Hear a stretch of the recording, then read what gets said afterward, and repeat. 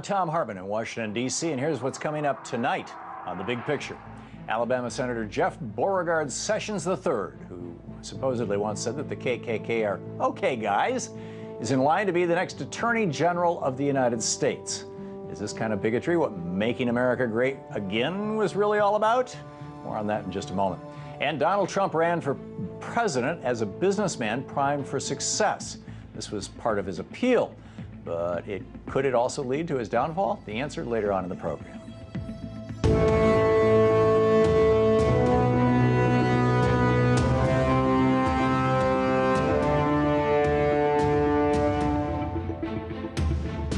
You need to know this. After he met with President Obama the day after the election and actually behaved himself for more than an hour, some people out there, people who apparently have not been paying attention for the past year and a half, began to talk about how Trump might not be all that dangerous after all. The racism and bigotry he displayed on the campaign trail, these people said, was just a cynical ploy to dupe voters into electing someone who is really just a moderate Republican. Boy, were they wrong. The Trump administration is now shaping up to be a real basket of deplorables in every sense of the word. First, Trump picked Steve Bannon, the former head of white nationalist website Breitbart News, to be his chief strategist. That alone should have raised alarm bells across Washington because Breitbart regularly runs stories about evil Muslims coming to take your town, the greatness of the Confederate flag, and does feminism make women ugly? But the Bannon pick was just the beginning. Now Trump has added 3 more deplorable figures to his administration: retired General Michael Flynn, Kansas Congressman Mike Pompeo, and Alabama Senator Jeff Beauregard Sessions III. Flynn, who will serve as Donald Trump's national security advisor, is a raging Islamophobe who said on Twitter that fear of Muslims is rational. His views on Islam are so extreme that he had to be forced out of the Defense Intelligence Agency during the Obama administration. Mike Pompeo, who Trump wants to be his CIA director, is another far-right hawk. He's an original member of the Tea Party and thinks Edward Snowden should be executed. And then there's Jeff Sessions, Trump's pick for Attorney General. Sessions, whose full name is Jefferson Beauregard Sessions III, is opposed to almost all kinds of illegal immigration and has a history of making bigoted statements like, "I thought the KKK were okay until I learned that they smoke pot." I'm not kidding. He's seriously supposed to have said that. And it's one of the reasons the Senate decided back in 1986 that he was too racist to be a federal judge. Not too racist, however, for President-elect Donald Trump.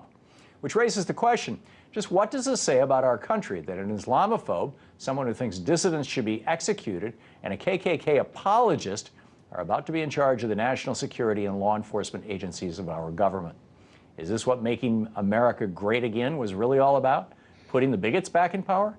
Sure seems like it. Let's rumble.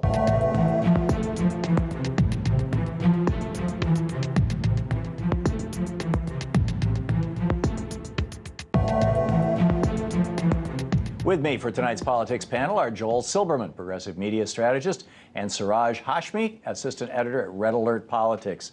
And thank you both for coming back, being here with us tonight. Thank you, Tom. And shouldn't we all be appalled that people like Sessions and Flynn and Pompeo, you know, he's out there, and I get it if I, was, Hillary Clinton. I mean, his moment in the sun was the Benghazi hearings when he asked her why she wasn't in charge of the Department of Defense. Apparently, he didn't know the difference between the State Department and the Defense Department. He asked her why she didn't go bomb Benghazi. But, the other guys, this is weird stuff. Well, it's so sad that Pompeo didn't have his education paid for by the Kochs and just his election, because he would have known more. I think they all scare me a lot, because of what you said in the opening. What they stand for, and is this really the America that we want to see? Is this really the future that we think is going to be America? I don't think so at all. Sessions is, it's funny, Siraj asked me in the green room, he said, who bothers you the most? And I have to think about that. I think Sessions bothers me the most because I think he's, the very worst of Nixon administration, the very worst of the Bush administration on steroids. But I have to say that Dr. Strangelove in a national security advisor bothers me equally because of the fact that we could go to war over that. Mike Flynn. Yeah, I think Michael Flynn is a much more concerning figure simply because of his stance on Islam. I mean, me being a Muslim, it's kind of hard for me to just disregard that as something that's just a single tweet. I mean, does he realize that there are conservatives who are Muslims? You know, actually before President Bush, the 43rd, they're actually pretty much all Muslims, or most of Muslims, were actually conservative. It wasn't until you had 9/11, followed by the Patriot Act, followed by the Afghanistan and Iraq wars, that actually turned Muslims over to the other side. And so most of them, who are, you know, internally pretty conservative, they're now all very liberal. Yeah, it's interesting because similarly, a lot of Hispanic Americans were conservatives because they came out of a Catholic tradition, and the conservatives were, you know, pitching the abortion thing and the Pope and everything else. Although if you look at the numbers from the exit polls of this election, Latinos turned out in droves for Donald Trump. He got 29% of the Latino vote, and he got 8% from African Americans, which outperformed John McCain in 2008 and Mitt Romney in 2012. Yeah, which is fascinating. Can we trust someone like Jeff Sessions with what remains of the Voting Rights Act? I mean, putting Jeff Sessions in charge of an agency, the Department of Justice was created in 1870 in order to enforce, out of desperation, because the 15th Amendment was in place, black people were supposed to be able to vote, and the southern states were blocking it. So the federal government created the Justice Department to enforce civil rights. This is why it was started. Right, that's the real history. And Jeff Beauregard Sessions, you know, it just really concerns me that we're going to see the destruction of civil rights under this guy. This is going to be probably the idea of make America white again. And that's the wrong message to send in a country that is turning into a majority-minority country.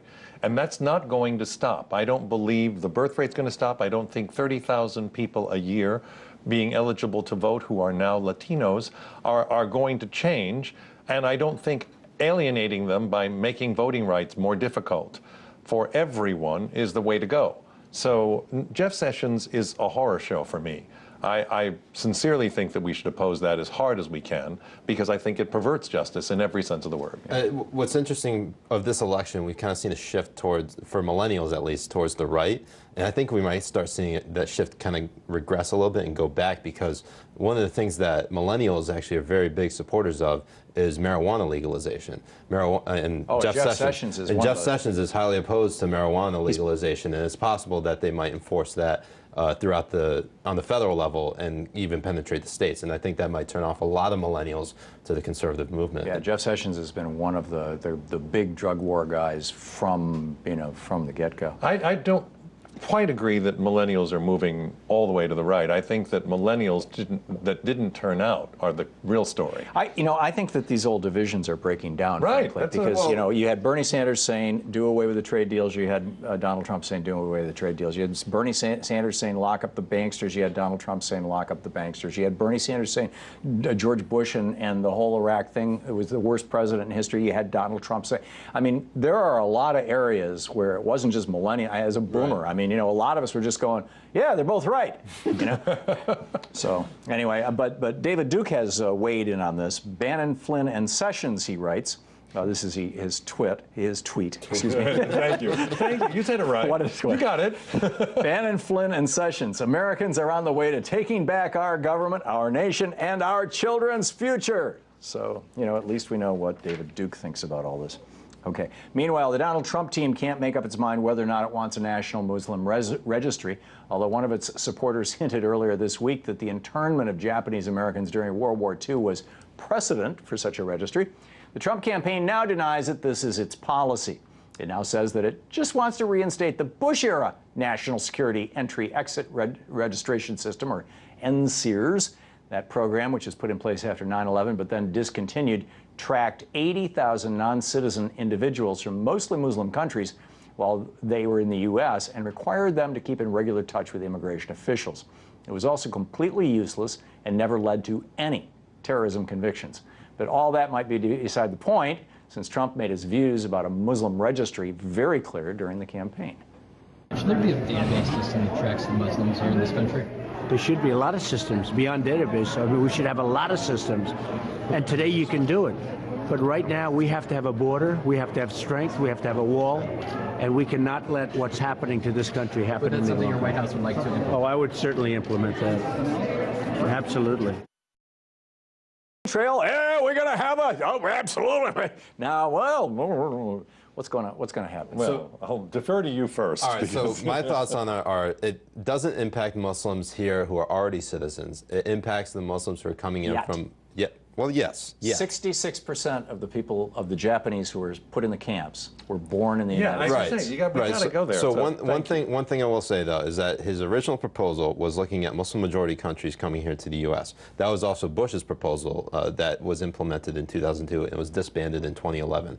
However, obviously it predominantly impacts Muslims and Arabs, and I will say that it is a horrible program.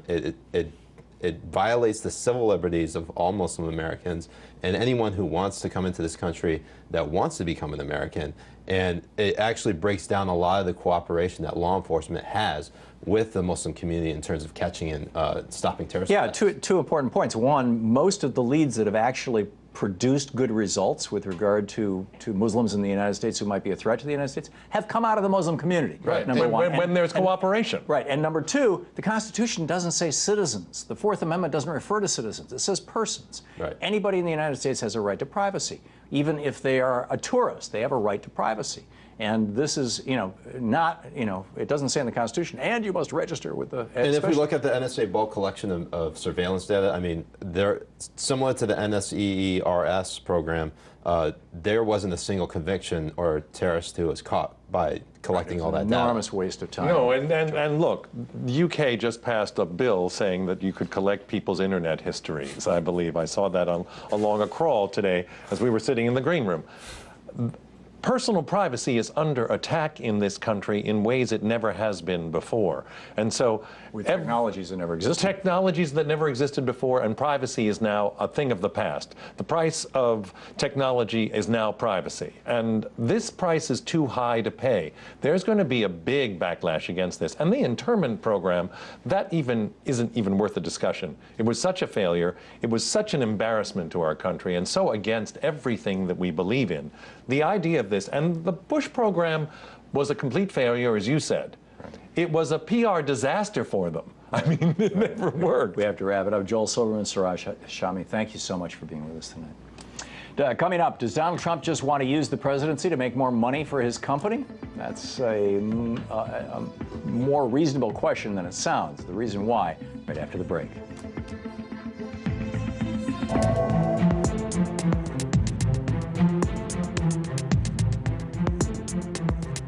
This is an election that will go down in history.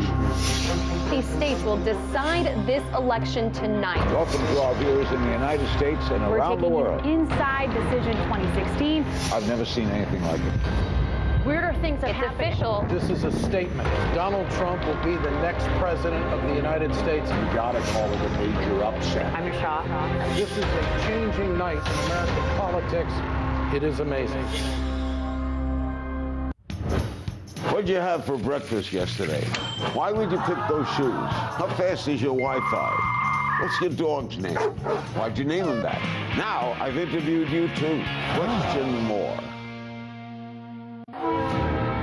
We do stand on the edge of a great new era. What happened to the American century? What happened to America's ideal of progress? It is a time for pathfinders and pioneers. If you're an entrepreneur right now in America, the last thing you want to do is take risks. You'll see that whole streets are just closing down. It's beyond life. Americans are finding themselves in a desperate situation. Here we are, naked in front of the world. It's a real tragedy.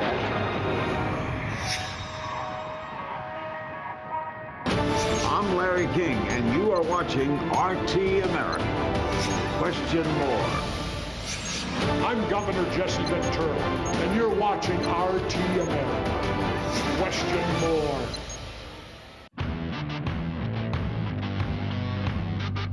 Andre Ward called you a bully. He will answer for everything in November. Well said.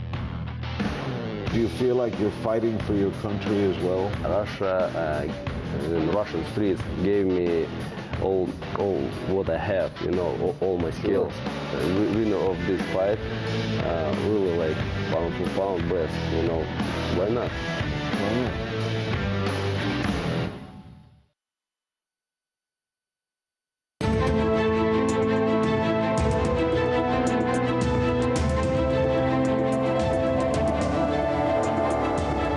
best of the rest of the news. One of the big questions about the incoming Trump administration, and there are many, is what he will do with his business interests when he takes office. To his credit, Trump has said that he will put his assets in what's known as a blind trust to prevent any conflicts of interest. However, there's just one problem. People Trump wants to put in charge of any potential blind trust aren't the independent trustees that normally take control of blind trusts. They're his children. Seriously, not kidding. Trump wants his children to control his business interests while he's in the Oval Office. Not surprisingly, this proposal has drawn widespread criticism from good government groups and ethics experts. They rightly point out that it's not really a blind trust at all, especially since Trump wants his son-in-law, Jared Kushner, to get a top-secret security clearance and serve in his cabinet. And so on Thursday, a group of these experts wrote a letter to Trump asking him to place all of your business assets and investments into a genuine blind trust or the equivalent. We'll have to wait and see if Trump actually decides to listen to this advice. In the meantime, joining me now to explain just how serious the situation is one of the people who signed that letter to Trump, Craig Holman, government affairs lobbyist for Public Citizens Congress Watch. Craig, welcome. Hi. I should just correct my setup. Nobody has suggested Kushner would be in the cabinet. However, there have been on multiple occasions suggestions that he might sit in on cabinet meetings. And his daughters as well, his children along with Kushner. I want to point out, I mean, this whole conflict of interest issue has already erupted as a scandal today. Apparently last night, Donald Trump held his first private meeting with the head of state, the Prime Minister of Japan. No reporters were allowed. It was a private meeting. But pictures that were just released on social media today showed Ivanka Trump and Kushner both were in attendance at that meeting. Neither one yet has any security clearance. Ivanka is supposed to be running the business empire, and she's sitting there in the very first meeting with the head of state. This is an unprecedented conflict of interest. It created such a flurry on social media that the phones were shut down at the House Oversight Committee today as people were calling in asking for an investigation of Donald Trump and the Trump family and the conflicts of interest. Seriously? Yes, indeed. That's remarkable. The news the just House broke Oversight about that. Committee is controlled by Republicans. It is controlled by Are you Republicans. expecting anything to happen? I mean, you know, if they're going to investigate the Clintons over, you know, Hillary Clinton firing a travel agent, and you know they spent millions of dollars on that. They investigated Jimmy Carter over his peanut farm. They spent millions of dollars on that. They investigated Hillary Clinton for, well, actually wondering what she might have done when she was a lawyer at the Rose Law Firm, and when she couldn't find a box of papers for 6 months. We spent millions of dollars on that. I mean, we've had a lot of investigations of Democrats. I don't recall any investigations of Republicans. No, there haven't been. But these calls were asking for bipartisan investigations of the abuse of conflicts of interest, focusing on Donald Trump. Right. You know, whether or not that's going to happen, that is not really quite the issue. The issue is that Donald Trump has created a situation in which his empire is posing such a massive conflict of interest dilemma already before he's even stepped into office. And he's not come up with any ideas yet on how to regulate it, or any ideas at work on how to regulate that conflict of interest. Appointing his own children to run his empire and then allowing his children to be part of the, you know, advisory side of his own administration is just the most notorious conflict of interest I could imagine. I've never seen it this bad. This is the first scandal. Let's see what happens once he actually becomes president. Yeah. Well, it's a scandal or it's not. I mean, it's only a scandal if Congress and the press make it one, I suppose. I do a 3-hour talk radio show on Sirius XM every day, and I'm getting calls from conservatives now, or maybe this is the new narrative that they're testing or whatever. George Washington, Thomas Jefferson, James Madison, James Monroe, they were all slaveholders. They all had their businesses that they left when they went to be president. Their businesses were their plantations. They were large businesses. In fact, George Washington was actually exporting metal, ironworks, things that he made. And you can go to Mount Vernon and see it. And they didn't put anything in a blind trust. Why should Donald Trump? Our founders were business people. In fact, not only that, they were self-dealing business people because the basis of their business was slavery, and they all worked to maintain slavery. So, you know, number one. And number two, the anti-nepotism law, which was passed in '67, was really a "we hate Bobby Kennedy" law. And, you know, and Democrats opposed that, you know, in some ways. This was a Republican thing. You know, just like the Republicans passed the 2 terms for president after FDR, and then after, you know, the second term of Reagan, they were, damn, can we repeal that? But, you know, what's your response to that? When it comes to the conflict of interest, the economy and our political system has matured a great deal ever since Thomas Jefferson, George Washington. I mean, they had property, but they didn't have the type of massive wealth that we've seen since, say, John Kennedy or especially Donald Trump. And so it was in 1978 that we realized we've got to come up with some sort of system of managing the conflict of interest of the super wealthy who step into the White House. And we've got to manage those problems, or else we are at risk of losing our democracy. That's when we passed the Ethics in Government Act in 1978 that created the Conflict of Interest Code. And it is designed to try to ensure that whoever steps into the executive branch, unfortunately it does not apply to the president, but everyone else who steps into the executive branch should either divest themselves of property that poses a conflict of interest with their new role in the government, or place it in a genuine blind trust with an independent trustee managing this, so that... But the president's not required to do that. The president's not required to do it, but he's not required to release his tax returns. And this guy got elected by saying yeah, but all other presidents have done so. They realize the merit of that. Since Nixon. We've had wealthy presidents before, you know, and they have participated in having blind trust or divesting themselves of conflicts. They understand the importance of that. Donald Trump, granted, he poses a unique challenge because we've never had a president this wealthy and with his wealth spread all across the globe. However, he can still do a lot to manage the conflicts of interest that are inherent in that wealth. For example, create a genuine blind trust, you know, in which there's an independent executor who's dealing with the whole thing, not his kids, not his family, not friends, or not even business associates. They've got to be an independent person running that whole thing. Secondly, he should at least divest himself of his foreign interests. That poses one of the most dangerous conflicts of interest for the United States, for the security of our nation. He's got loans that were guaranteed by the Bank of China.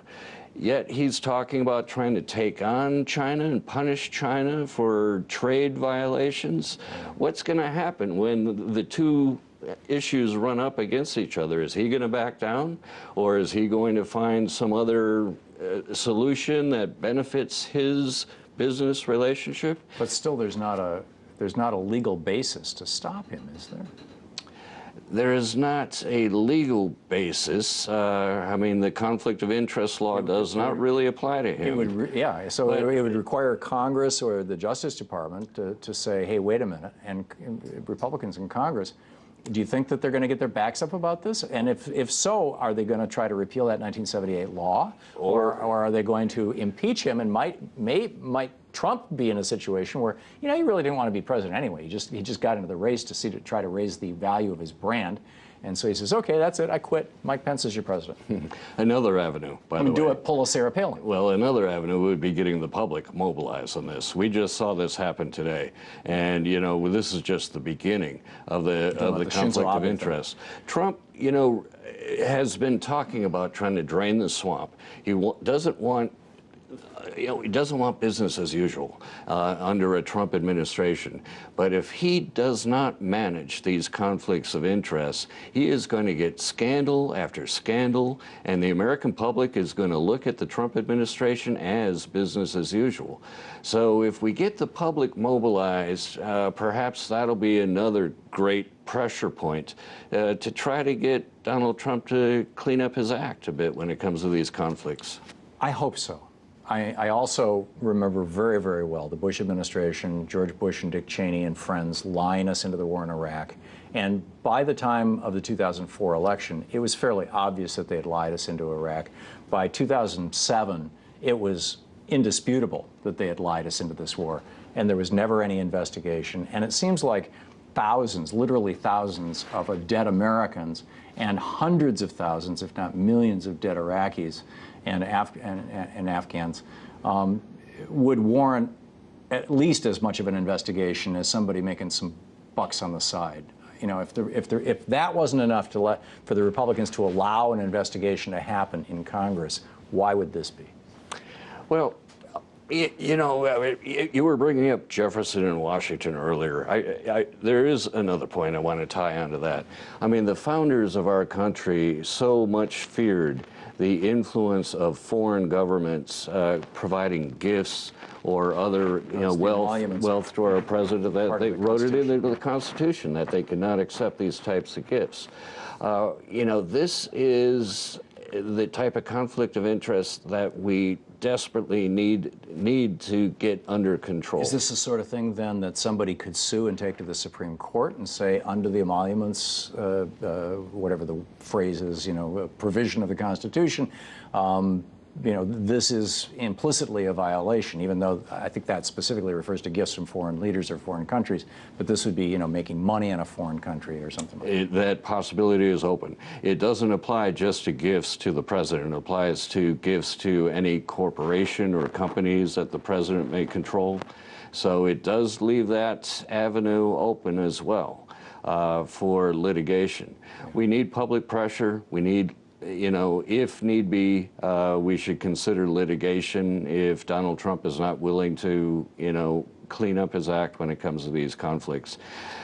The final force that can change all this would be the election from 4 years from now. I mean, if Donald Trump is business as usual, let's hope the American voters see that. Amen. Craig Holman, Take great care. to see you. Thank you so much for being here.